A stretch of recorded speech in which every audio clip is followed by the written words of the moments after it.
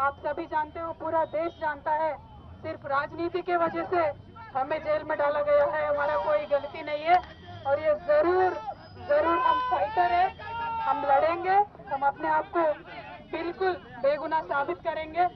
Thank you so much. Jai Telangana.